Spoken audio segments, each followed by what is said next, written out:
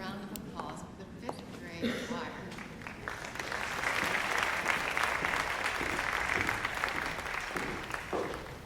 My name is Sophia Holly Hill, and for tonight's recital, I have chosen Because I Could Not Stop for Death by the 19th century American poet Emily Dickinson. We felt that we had these characters that we loved, and we felt that we wanted to have more fun with them throughout the night, throughout their backstories, maybe a little bit. And although there was some success for the short film, really, people by far and wide don't watch short films, they watch features.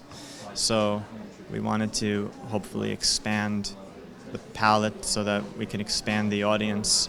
I could do more with the feature. I could do more things that were absurd or may or may not work, but were fun to work inside in the cinematic medium, you know.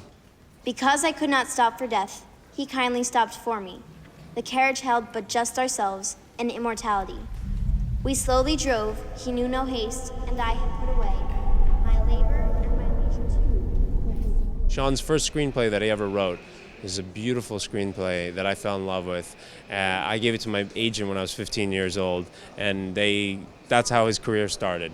And we've always talked about doing something together. I respect him, he respects me, and he had shot Curfew, the short film, and it hadn't won the Oscar yet. It was just something that I thought was really nice and special, and I said, let's try to maybe do something like a little feature spin-off, you know, not an adaptation, but just a spin-off. And we had no money, and we just shot in New York in like 19 days. It was like just for fun, and here we are, you know. And Shawn also was wanted to create a character for me that was different from Vampire Diaries, because he knew I was struggling with, you know, just the idea of being stereotyped, and I think he wanted to create something that was a little different. And Gideon, the character that I play, is obviously much different from Stefan. He's a, you know, temperamental, vulnerable, aggressive New York City club drug addict who's hopelessly in love with a girl, and it was.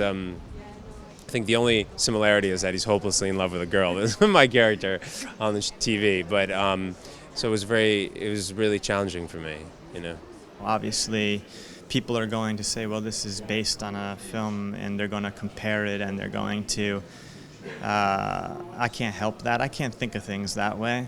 I was a little worried about Sophia, because Fatima grew, and I wanted her to play the role no matter what. But when I aged up her dialogue, I found that it opened up the doors for me to give her more to do. Because in the short film, she's oblivious to anything that's going on. It's part of her purity.